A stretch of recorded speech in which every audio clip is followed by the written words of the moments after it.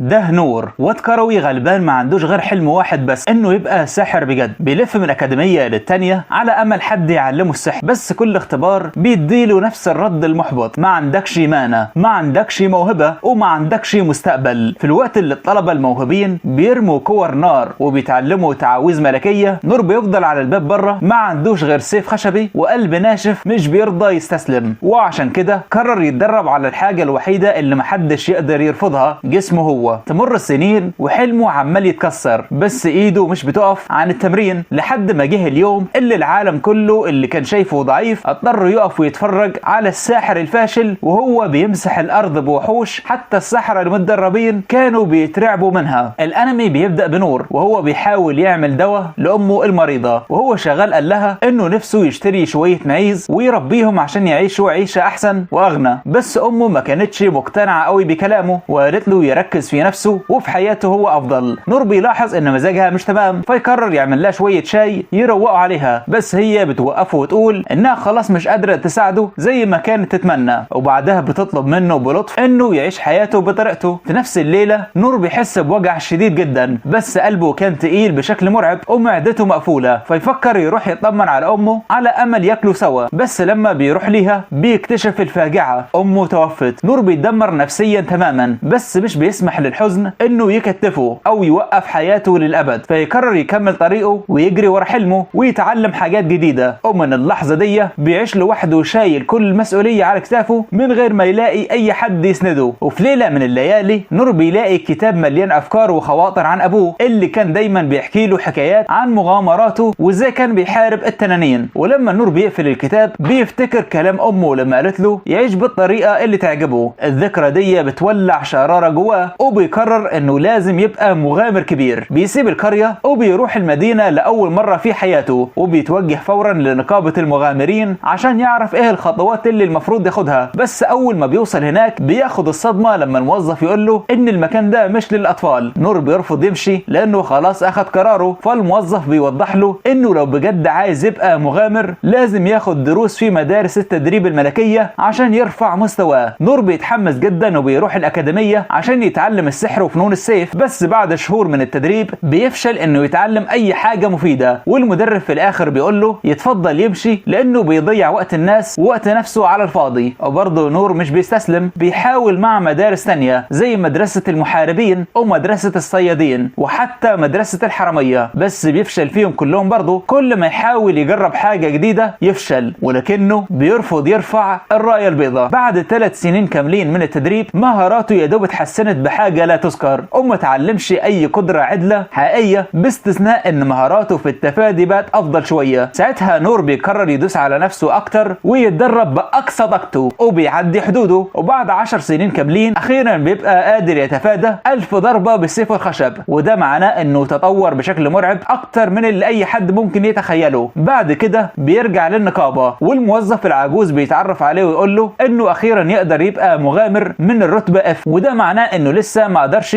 ياخد مهمات خطيرة. بس نور مش فارق معاه الكلام ده خالص، لان الحاجة الوحيدة اللي تلزمه انه اخيرا بقى مغامر رسمي. ورغم انه مغامر من درجة F بيبقى في قمة سعادته وبيبدأ ياخد مهمات صغيرة جدا في المدينة. المهمات البسيطة دي بتزود سرعته وقوته حبة حبة، وبيضيع ايامه في تصليح الحاجات البسيطة ومساعدة الناس واي شغلانة صغيرة يلاقيها. اهل البلد بدأوا يحبوه لان شغله دايما نظيف وامين. وفي يوم من الايام نور بيشوف جنود بيتعرضوا للهجوم من وحش شبه الوحوش اللي كان بيقرأ عنها في الكتب. الوحش قوته مرعبة ومكتف الجنود تماما، فنور بيقرر يتدخل ويساعد. بيمسك قالب طوب وبيرميه على الوحش عشان يشتت انتباهه، وبعدين بيستخدم مهارة التفادي بتاعته عشان يهرب من ضرباته، وبطريقة ما بيقدر يهزم الوحش ويحمي بنت كانت هناك. بس للأسف سيفه الخشب بيتكسر أثناء المعركة. البنت بتشكر نور وبتسأله عن اسمه، بس هو بكل بساطة بيقول لها انه مجرد شخص مش مهم وبيمشي. بعد المعركة الطاحنة دي نور بيلاحظ ان ايده بترتجف وبيستوعب قد ايه كان مرعوب بجد، فيقرر انه لازم يتدرب اكتر واكتر لو عايز يبقى مغامر بجد في المستقبل. على الناحية تانية بنشوف الجنود بيحللوا اللي حصل في معركة نور مع الوحش، وإينيز الفارسة بتبقى متضايقة جدا لانها ما قدرتش تحمي لين اللي هي في الحقيقة بنت الملك كلايس. لين بتقول لها ان مفيش داعي للحراسة في اختبارات الخلافة لان ده كان قرارها هي من الاول، وبتعتذر انها قلقتهم. في الوقت ده الاخبار بتوصل لرين، وده اخو لين وبيعرف كل اللي حصل لاخته. بيسأل اذا كان في حد استدعى الثور الوحشي ولا لا، لانه شاكك ان في حاجة خطيرة ورا الموضوع، لان الثور الوحشي ده شيطان بيعيش في الهاوية، اعمق طبقة في الدنجن، مكان تقريبا محدش فاهمه، وعشان يظهر على السطح كده لازم يكون حد جابه فوق. الحارس بيوافق رين جدا في كلامه، وبيكشفوا ان الخبراء لقوا خاتم على جثة تاجر ميت في المكان، والخاتم ده شكله هو السبب. اقدم خبراء الصحراء في المجال فحصوه واكتشفوا انه بيحتوي على حجر عالي الجودة مش موجود في السوق اصلا، وده معناه ان الخاتم غالبا جاي من امبراطورية دراكس السحرية، ودي مش اول مرة دراكس تعمل حركة زي دي. ولو استدعوا وحش المرة دي محدش عارف ممكن يستدعوا ايه المرة الجاية. وفوق كل ده الاميرة لين كانت كمان محبوسة جوه حاجز سحري. رين بيأمر الحارس انه يفضل صاحي وبصحصح الايام الجاية، لان دراكس مش بس بتحاول تتخلص من الاميرة، دول كمان بيدوروا على الموارد القيمة اللي جوه المملكة، بالذات بقايا دنجن رين المفقود. بعد كده رين بيغير الموضوع وبيسأل عن الراجل الغامض اللي انقذ لين. التقرير بيقول ان الراجل ده استخدم سيف عريض وضخم عشان يهزم الثور الوحشي، والمعركة كلها ما اخدتش حتى ثانية واحدة. الفرسان كانوا المفروض انهم شافوا كل حاجة، ومع كده التقرير بيقول ان الراجل اختفى من قدامهم زي الطيف او الخيال، وده بيخلي رين يستغرب ويشك اكتر لانه مش قادر يصدق اللي مكتوب في التقرير. بعد كده بنرجع لنور اللي كان راجع لنقابة المغامرين، واول ما الموظف بيشوفه بياخد صدمة عمره وبيستغرب ازاي الواد ده لسه عايش، لانه سمع ان الشيطان ظهر قريب من مدخل الدنجن وان محدش شاف حاجة زي كده قبل كده. وبيقول لنور ان في ناس جم يسألوا عليه بالاسم، وكان واضح جدا انهم عايزين يقابلوه. نور بيفتكر الناس اللي كانوا بيراقبوه، بس هو كان قدر يهرب منهم، فبيغير الموضوع بسرعة لانه حاسس ان في حاجة غريبة على وشك انها تحصل. الموظف بيديله مكافئته على اللي عمله، وبيسأله هو ليه متمسك قوي كده انه يبقى مغامر. بس في نفس اللحظة دي بتظهر الاميرة لين وهي طايرة من الفرحة انها اخيرا لقت الراجل الغامض. بتشرح انها استخدمت مهارة الكشف بتاعتها عشان تحدد مكانه عن بعد، وبعدين بتعتذر انها اتدخلت في خصوصيتهم، بس بتقول انها عملت كده بس لانها كان نفسها تشوف نور. نور بيحس كانه دخل عالم تاني خالص، وبيحتار وبيستغرب ازاي البنت دي عندها مهارات شبه مهارات الحرامية. بس لين بتصلح له المعلومة وتقول له انك فاهم غلط، لان تركيزها الاساسي على السحر، وبرضه عندها خلفية ومعرفة بأنظمة المهارات الستة، وكان باين عليها انها جاهزة ترغي وتتكلم اكتر. بس فجأة لاحظت ان كل اللي واقفين قاعدين يبصوا عليها ومبحلقين فيها، فطلبت منه يخرجوا يتكلموا بره ارحم. الموظف ساعتها بيستغرب ومبقاش فاهم البنت دي عايزة منه ايه، وبيقول لنور يخلع ويهرب بسرعة. بس لين بتوضح اللبس والمفهوم الغلط، وبتشرح ان الافضل يتكلموا بره في مكان محدش يسمعهم فيه. بيطلعوا بره ولين بتبدأ تشكر نور على اللي عمله عشانها، وكمان بتكون عايزة تديله مكافأة محترمة وكبيرة على شجاعته. بس نور بتواضعه الشديد بيرفض ويقول لها ان كلمة شكر بسيطة كفاية قوي. ساعتها لين بتقول له ان باباها هو كمان عايز يقابله ويشكره بنفسه. نور بيبدأ ينشغل ويتوتر وبيسأل نفسه في سره هو انا عملت ايه اصلا عشان استاهل كل ده. لين بتشرح له انها شخصية مهمة في البلد، وعشان كده لازم تدي حاجة معتبرة للشخص اللي انقذ حياتها، وتقعد تعرض عليه مكافآت اشكال وانواع. بس نور بيفضل يرفضها كلها، وده بيخليها تتغاظ وتتضايق جدا منه لانه مش باين عليه محتاج منها اي حاجة خالص. ساعتها بتقرر تعمل حركة غريبة، بتقف مكانها وتقول له انها مش هتتحرك خطوة واحدة غير لما يقبل منها اي هدية. نور بيفضل منشف راسه وبيقول لها انه جه بس عشان يقابل ابوها مش اكتر. لين ساعتها بتقول له انها هتعمل تعويذة الاختفاء دلوقتي لانها مش عايزة حد يشوفها وهي داخلة القصر مع شاب غريب. بتستخدم كذا اسلوب غريب كده، وبيدخلوا وبيقعدوا من غير ما حد يحس بيهم اصلا. نور بيبقى مبهور ومندهش جدا من بيتها لان القصر ضخم وواسع بشكل مرعب، في حين ان لين بتقول له بمنتهى البساطة ان ده العادي بالنسبة لعيلتها. بعد كده بتقدم له نفسها بشكل رسمي، وبنعرف ان اسمها الكامل لينبرغ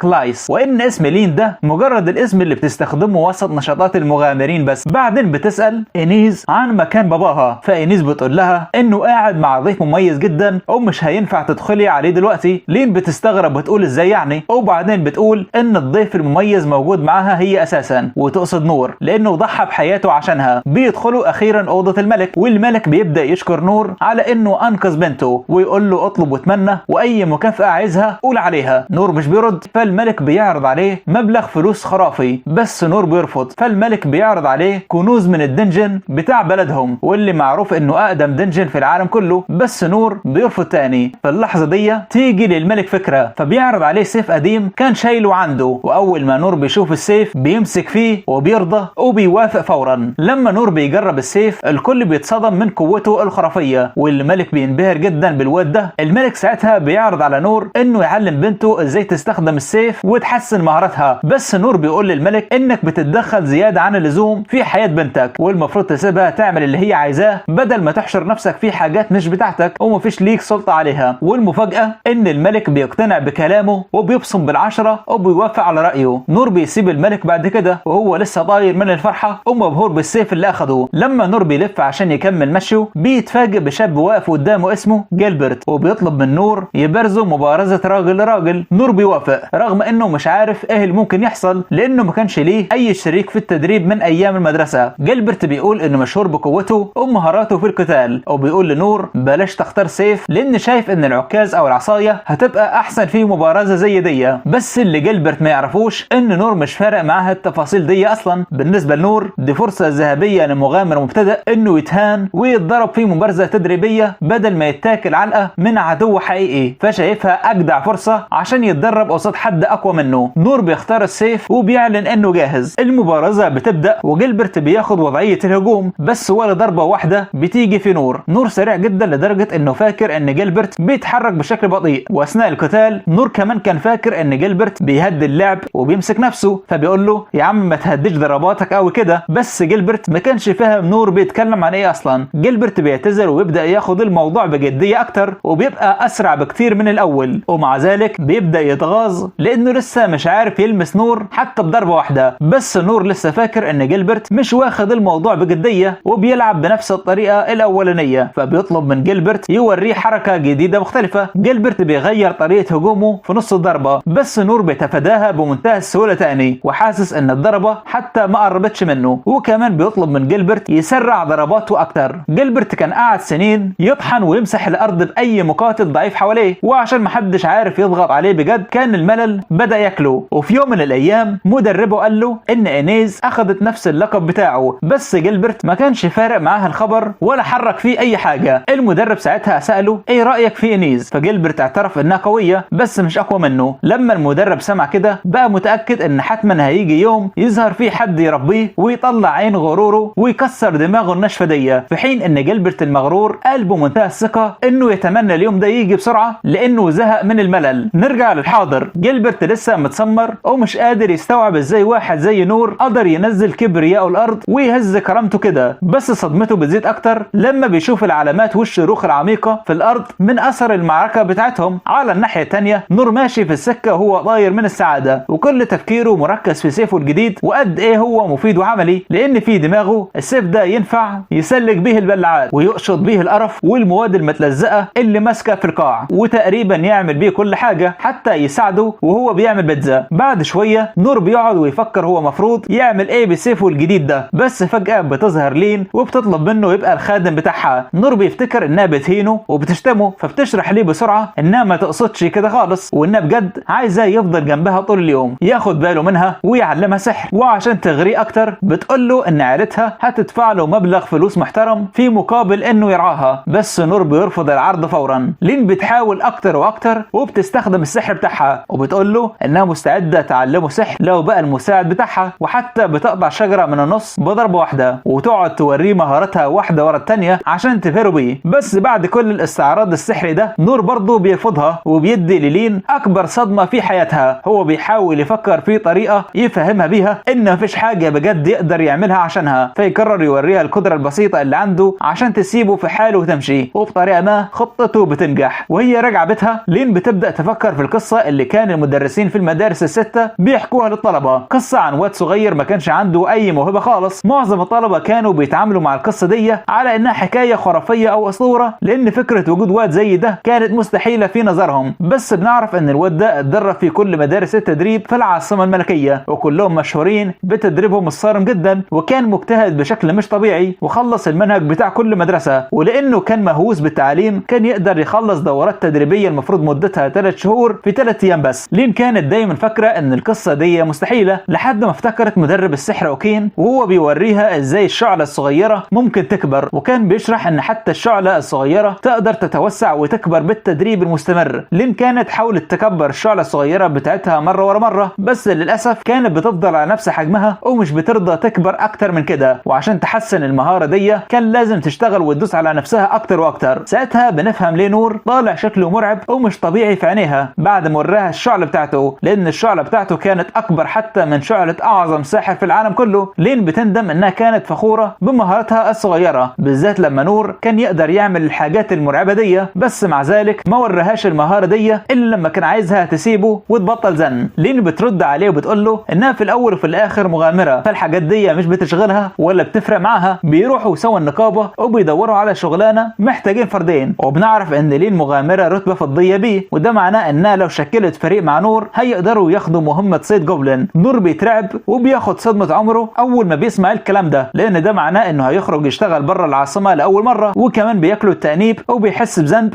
إنه بيستغل رتبة لين كمغامرة. بس لين بتقول له إنه يشرفها ويسعدها جدا تعمل فريق معاه. كلامها ما بيوصلش لنور لأنه لسه شايف نفسه حتة مغامر مبتدئ وما يستاهلش كل ده، بس بيقدر يزق الشعور ده ويركز تاني في حلمه اللي أخيرا بيبدأ يتحقق. بيتحمس جدا للشغلانة الجديدة، بس الموظف بينبههم إن المهمة دي مش أمان لمجرد إن المكافأة بتاعتها صغيرة. الشغلانة هتكون في غابة الوحوش ولازم يجيبوا ودان الجوبلين كدليل على النجاح، لأن من غير الودان دي مش هيقدروا يستلموا المكافأة. وبيقول لهم كمان إن أعداد الجوبلين قلت قوي، فاحتمال ما يلاقوش أي جوبلين هناك، ولو ده حصل خيارهم الوحيد إنهم يجمعوا شوية أعشاب ويرجعوا بيها وخلاص. بعد كده الاتنين بيطلعوا في أول مهمة ليهم سوا. لين بتشرح له إن الجوبلين زمان كانوا بياكلوا الحيوانات الصغيرة وثمار الشجر، بس دلوقتي بدأوا يهاجموا البني آدمين عشان يسرقوا قوتهم، ولو فضلوا يتطوروا ويكبروا بالشكل ده ممكن في الآخر يستولوا على البشرية ويدمروا العالم. وعشان كده المغامرين بيحاولوا يسيطروا على عددهم ويحلوا المشكلة قبل ما توسع منهم. نور ولين بيبدأوا يدوروا على الجوبلين، بس للأسف مش بيلاقوا أي حاجة في الأول. بعد شوية لين بتحس بحاجة غريبة وبتحس إن في وحش قريب، فبيروحوا يستكشفوا المكان، بس الغابة كانت ضلمة كحل والشجر الطويل حاجة بضوء الشمس، والمكان اللي بالشكل ده هو بالظبط اللي الجوبلين بيحبوه وبيفضلوا يعيشوا فيه. فجأة لين بتقف وبتزعق وبتقول إنه واقف هناك اهو. في الأول نور افتكر إن الوحش مات من العجز، بس الاتنين بيتصدموا لما بيكتشفوا إن الكائن مش ميت، ده مجرد مشوه بشكل مرعب. لين بتستخدم مهارة كشف السحر فورا وبتكشف الوحش المستخبي، واللي بيطلع جوبلين ضخم وقاعد بياكل جوبلين تاني عشان يتغذى وبيرمم جسمه. الأساطير بتقول إن الجوبلين هو أضعف أنواع الوحوش، بس الكلام ده على الورق بس، لأن الجوبلين ده بيستخدم الشجر زي الأسلحة عشان يدافع عن نفسه، ومن شكله كده واضح قوي مخطط لمصيبة. لين بتترعب، بس نور بيهديها وبيوعدها إنهم هيكونوا بخير. بنعرف إن الكائن ده هو إمبراطور الجوبلين، وهو من نوع الوحوش اللي بتزيد قوتها كل ما تاكل أكتر. لين بتنبهر جدا بنور وبمدى الثقة اللي طالعة منه، وبسببه بتبدأ تسترد شجاعتها حبة بحبة. الاتنين بيستعدوا يهاجموا، بس الجوبلين بيسبقهم وبيديهم أول ضربة. نور بيلحق يتردد وبيستخدم قوته وبيصد الهجوم، بس الجوبلين قوته غشيمة وغريبة. لين بتستخدم سحرها عشان تدعم نور، بس مفيش أي حاجة أثرت في الوحش وجروحه بتقفل وتختفي في ساعتها، وده كان شكل غريب قوي بالنسبة ليهم. بيشكوا إن تجدد الجروح السريع ده ليه علاقة بالبلورة اللي على وشه، ولو قدروا يدمروا البلورة دي أو يشيلوها فرصتهم في الفوز هتزيد جدا. والجوبلين طبعا كان ليه رأي تاني وبيرمي عليهم فرع الشجرة ضخم، بس الاتنين بيقدروا يتفادوه. لين بتتأكد إن البلورة دي هي مصدر قوة الجوبلين، فالاتنين بيقرروا يركزوا عليها ويخلوها هدفهم. لين بتستخدم هجوم رياح على ظهر نور، والرياح بتكون قوية لدرجة إنها بتطير نور في الهواء في اتجاه البلورة. الجوبلين بيتصدم تماما، ولين بتقدر تاخد الحجر وتقول لنور يخلص على الجوبلين، بس هي بتبقى خايفة الوحش يتعذب قوي، فبتقرر تحرقه بالسحر بداله. الكائن بيصرخ وبيتألم من الحرارة الشديدة، وبعد ما بيموت نور بيقرر انه مش هيحارب اي جوبلين تاني غير لما ينسى القرف اللي شافه هنا، وبيستوعب انه ما ينفعش يرمي نفسه في المواقف الخريطة بضيش، وبيقرر انه مش هيدخل التحدي الجاي اللي بعد ما يتدرب اكتر ويبقى اقوى. بعدها بكام يوم رين بتوصل له اخبار ان امبراطور الجوبلين اتقتل، وبيكون قلقان جدا عن البلوره بتاعته وبيسال نفسه مين اللي قدر يعمل كده، بس بياخد صدمه لما يعرف ان لين هي اللي هزمت الوحش. على الناحيه الثانيه بنشوف نور ولين في نقابه المغامرين، ونور شايف ان لين هي السبب في ان كل حاجه مشيت صح، فبيقرر يحتفل معاها باول يوم صيد ليه، لان دي لحظه مهمه جدا بالنسبه له. بس بياخدوا الصدمه لما الموظف بيطلب منهم ودان الجوبلين كدليل. الاثنين بيستوعبوا انهم اتصرفوا بغباء مطلق لانهم حرقوا الجوبلين ونسيوا يقطعوا ودانه. بس كده بنرجع لرين اللي بيعرف من شويه اوراق ووثائق ان في عدو دخل بلدهم، فبيقرر بسرعه يبعت قوات لمناطق معينه وبينادي على الابطال السته. بيبقى باين عليه الندم الشديد لانه ما اكتشفش الموضوع ده بدري، ومؤمن ان الامبراطوريه السحريه وصلت لمرحله من الجنان لانهم عايزين موارد الدنجن باي طريقه ومن غير ما يفرق معاهم ارواح البشر. في نفس الوقت على الناحيه الثانيه بطلنا ولين قاعدين يتغدوا سوا، واثناء الغدا لين بتقول لنور ان كان المفروض ترجع البيت النهارده، بس اخوها وفر عليها المشوار وامرها تتوجه ناحيه الجبال الصبح لان في حاجه كبيره بتحصل هناك، رغم انه ما شرحش تفاصيل، بس من طريقه كلامه واضح ان الموضوع مش هين. نور بيتحمس بطريقه غريبه لان دي هتكون اول مره يسافر فيها بعيد عن العاصمه، وبالنسبه له السفر يسوى اكتر من الفلوس اللي بياخدها من النقابه، وفوق كل ده هيسافر مع لين، وفي المستقبل بيتمنى يقدر يسافر لبلاد تانية اكتر، وهو بيفكر في حلمه انه يبقى مغامر بجد ويسافر لوحده. لين بتعتذر له انها جرجرته معاها في الحوارات دي، بس نور بيقول لها ما تعتذريش لانك في الحقيقه عملتي معايا واجب كبير وساعدتيني اتعامل مع الجوبلين. بعد كده رين بيقول لهم يروحوا الجبال ويستنوا هناك شويه. لين بتتمنى مفيش حاجه تحصل، بس انيز بتقطعها وتقول لها يتحركوا لمكان اسمه مصر. بنعرف بعد كده ان انيز عندها اوامر سريه من رين اللي حذرها ان العاصمه الملكيه ممكن تقع في ازمه وطاحونه كبيره قريب، ولو اتدمرت بجد انيز لازم تاخد لين وتتحرك بيها ناحيه مصر. انيز كانت رفضت فكره انها تسيب العاصمه في ظروف طوارئ زي دي، بس رين فكرها ان الواجب بتاعها الاساسي هو حمايه الاميره لين. بالعوده للحاضر انيز بتبهر نور بأدرعها وبتشرح له ان الدرع ده قوي جدا ومفيش اي سلاح او سحر يقدر يخترقه. بعد كده الموضوع بيتغير لشخص اسمه ارمادلو، وبنعرف انه مقاتل موهوب جدا يقدر يهزم الوحوش بضربه واحده، وبيتقال ان انيز عندها نفس مستوى قوته بس هي عمرها ما قبلت تقارن نفسها بيه. بتبدا تتكلم عن ماضيها وبنعرف انها كانت عايشه في ملجأ ايتام، وهناك اكتشفت ان عندها قوه مجهوله وما كانتش فاهمه ايه اللي بيحصل ليها. في مره بنت فضوليه حاولت تحط ايديها في القوه دي فصرخت من الوجع وما قدرتش تستحملها. لما انيز ورت قوتها للابطال بقى واضح ان القوه دي هديه نادره للعالم، لان قوتها ممكن تبقى سيف يقطع اي حاجه نصين او تبقى درع قوي كفايه يحمي بلد كامله. الابطال علموا انيز ازاي تستخدم قوتها، بس للاسف عمرها ما قدرت تتغلب على خوفها من انها تاذي حد بقوتها، فعشان كده اختارت الطريق السهل وبعدت نفسها عن الناس. في الحاضر انيز حاسه بغيره شديده من نور ومغتاظه منه، وده من اول مره شافته فيها. بعدها بشويه بيلاحظوا اثر غريب في الغيط والمكان، فلين بتستخدم التعويذه اللي محتاجاها عشان تكشف الوحش اللي هناك، وبيكتشفوا انه راجع ناحيه العاصمه الملكيه. في اللحظه دي الملك بيعرف ان الهجوم بدا، وللاسف ما عندوش جنود كفايه يواجهوا الوحوش دي، بس رين بيشيل المسؤوليه وبيعمل خطه عشان يواجههم، وبيقول للملك انه بعت الابطال السته للعاصمه عشان يفهموا ايه اللي بيحصل هناك وبيقرروا هيعملوا ايه. بنشوف بعد كده مجموعه جنود بيتعرضوا للهجوم من جوبلين ضخم، بس في اللحظه دي باقي الابطال بيوصلوا لساحه المعركه. الوضع بيبقى زفت، بس رين بيحس بالارتياح لان اخته رجعت ليه بامان، وفجاه حاجز الضفدع بيتكسر والوحش بيرمي الطفله بعيد. الناس بتحاول توقفه بس للاسف بتتاخر شويه، والوحش بيبقى في وش نور مباشره، فمعركه طاحنه بتبدا بينهم. على الناحيه الثانيه رين بيحكي لاخته عن شعب الشياطين وبيشرح انهم نص بني ادمين وعندهم القدره يعملوا رابط ذهني وعالي مع الوحوش. الشياطين كانوا اقرب للوحوش من البني ادمين، وبعد كده اتحدوا سوا وكانوا هيخربوا ويدمروا مدينه مصر، بس البشر اصطادوهم في اخر لحظه. الكل كان فاكر انهم انقرضوا، بس للاسف احفاد الشياطين دول لسه موجودين. رين بيحذر من الشياطين وبيقول لها تجري لو شافت في يوم طفل بيلعب مع تنين. بنرجع للنور اللي بيعمل كل اللي يقدر عليه عشان يكتف الوحش ويوقفه، بس الكائن بيتف عليه ماده سايله وبيوقعه على الارض. طبعا انيز ولين مش بيسبوه، بيستخدموا سحرهم وبيساعد نور لحد ما اخيرا بيقدر يخلص على الوحش تماما. بعد كده بنرجع بالزمن وبنشوف مجموعه اطفال محبوسين. الناس كانت فاكراهم ملعونين لانهم اتولدوا بقدره التحكم في الوحوش السحريه. الناس كانوا بيسموهم شياطين ملهاش لازمه، والاطفال دول اتعلموا ان الهدف الوحيد من قوتهم هو التحكم في الكائنات دي. بس في طفل من الاطفال دول استخدم قوته في الحرب قبل كده وتحكم فيه وحوش وقتل عدد مهول من الناس، ومن ساعتها والبشر بداوا يكرهوا يكرهوا الشياطين ويطردوهم. بنعرف بعد كده ان كان في بنوته صغيره بتتضرب دايما، وكل ما تحاول تتكلم تتضرب اكتر. الطفله دي كان عندها قدره تقرا افكار الناس، وده زود معاناتها وعذبها اكتر. وحتى بعد ما عرفت قد ايه البني ادمين بيعملوها بقسوه، عمرها ما فكرت في الانتقام رغم انها كانت بتكره كل الحاجات اللي حصلت ليها. في يوم من الايام الراجل المسؤول عن السجن امر الطفله انها تتحكم في الوحوش، وقال ليها ان شعب الشياطين ممكن يكون مفيد للبشر، ووعدها انها لو سمعت الكلام مش هتتضرب تاني، بس لو رفضت هتتضرب ألعن من الاول. الطفله ما كانتش تقدر تقرا افكار الراجل لانه كان لابس جهاز على دماغه بيمنع قدرتها، فما كانش قدامها غير انها تثق فيه. بعد فتره الطفله راحت العاصمه بنيه انها تدمر الكل بناء على اوامر الراجل ده، بس في اللحظه دي لين دمرت الحاجز الطفله اعتذرت للكل لانها فشلت وكانت مستعده تنهي حياتها بطريقه ما. هي ما كانتش ساعدت الراجل ولا كملت امره، بس على الاقل كانت حاسه بالراحه لان ضميرها مش هيعذبها طالما مش بتاذي حد، وكان مبسوطه انها تسيب العالم بالشكل ده، وتتمنى لو اتولدت تاني مش هتتضرب ابدا وتكون مفيده لاي حد. بس في اللحظه دي بالظبط نور بيظهر وبينقذها. الطفله ما كانتش فاهمه ليه حد ممكن يحارب عشانها، وبتقلق قوي لما نور بيتصاب بالسم بتاع الضفدع. بنعرف ان الطفله هي كمان اتسممت، بس الغريبه ان نزفها واقف لوحده. المعركه بتبقى اشرس ونور بيحاول يعمل كل حاجه قصاد الضفدع العملاق، بس للاسف السم كان خلاص سيطر على جسمه. وهنا بنرجع بالزمن وبنشوف نور وهو راجع من المدرسه وبيعمل شوربه من شويه اعشاب جمعها، بس للاسف الشوربه طلعت مسمومه. نور بيتعذب من السم وبيضطر يستخدم قدرته البسيطه عشان يعالج نفسه. تاني يوم نور بيبدا يتحسن، بس اول ما بيخف تعبان بيقرصه قرصه جامده يوقعه على الارض. والغريبه ان تاثير السم بيختفي بسرعه، ونور بيستوعب ان جسمه بقى عنده مناعه ومقاومه للسموم، فبدا يطور المهاره دي بانه ياكل حاجات مسمومه بقصد انه يستحمل معظم السموم رغم ان شويه دم صغيرين بيطلعوا من بقه. نرجع للحاضر، نور بيقرر ان ضفدع السم العملاق ده ولا حاجه قصاد اللي استحمله زمان، بس للاسف مش بيقدر يقاوم السم بالكامل في الوقت المناسب وبيتف دم صغير. ومن خبرته هو عارف ان كميه الدم دي مش مشكله كبيره وان قدرته على الشفاء بتحميه. بيرجع يحارب الضفدع وبيتبهر لما بيكتشف انه يقدر يستحمل وحش مرعب زي ده لوحده. القتال بيولع اكتر والضفدع بيستعد يعمل هجوم قوي جدا، بس نور بيخلص عليه في اللحظه المناسبه. بعد المعركه الطاحنه دي الطفله بتعترف انها هي اللي جابت الوحش. في الاول المجموعه افتكروا الطفله كانت مستخبيه عشان ما حدش يسرق منها الضفدع، بس الحقيقه انها كانت بتعمل كل ده عشان تبيع الضفدع وتعمل فلوس. الطفله بتكشف انها كانت بتقدر تتحكم في الوحش عن بعد، ونور بينبهر ان بنوته صغيره زي دي تقدر تتحكم في وحش ضخم كده. بنعرف ان دي القدره اللي اتولدت بيها، والطفله بتعترف انها بتنتمي لشعب الشياطين، وده معناه ان كل حد من جنسها عنده القوه دي. نور بيبدا يفكر في طرق تخليها تقدر تساعد الناس بيها، والطفله فرحت لما بتسمع انها ممكن تكون مفيده بجد. بتبدا تعيط من كتر الوجع والضغط اللي كان في قلبها. نور اكد ليها ان ناس كتير جدا هيستفادوا من مساعدتها.